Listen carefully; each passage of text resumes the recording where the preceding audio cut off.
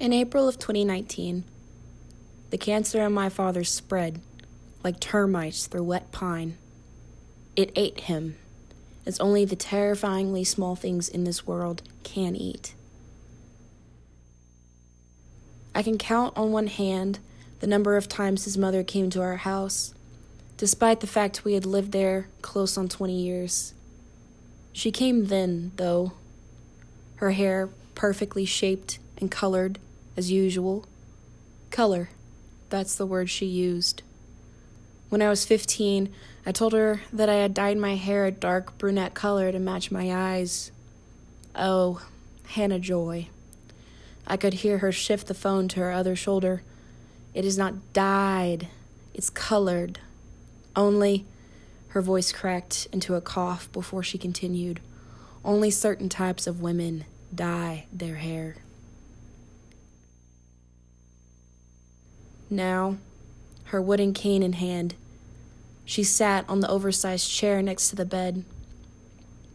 The morphine had been further polluting my father's already mangled body, leaving him unconscious for 2 days, or maybe longer. It was almost impossible to tell at that point.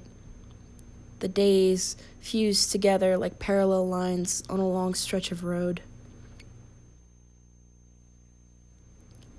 She had sat there upwards of an hour, silent. She stared at his yellowed hands, the skin and tendons hanging off bone. I wondered if she remembered what they looked like when they were small and plump. When his only interests were riding bikes with his friends and playing outside until the summer nights waned into sticky darkness. I can imagine her on the front porch when the sun went behind the house my grandfather built, yelling for her little boy to come home. Maybe he ran up to her, glistening and smelling of earth, concrete, and leather. I wondered if she wrinkled her nose and told him that he smelled like dead fish, or maybe like a dog's behind, or smelly feet. Did she watch him waddle through the house, tracking dirt on her freshly mopped kitchen floor? Did she feel defeated, wondering if her house would ever stay clean more than a few minutes? Or did she tell herself to remember these moments, the small ones, when the lovely quiet lives in between the bad? Now, she slowly rose out of the chair and stood over my father.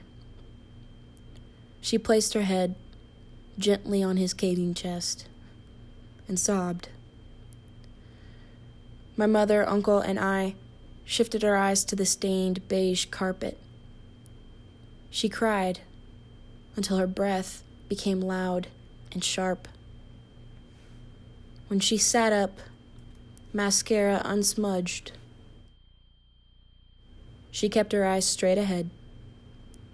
She walked out of that bedroom, out of that graveyard of a house, and never came back.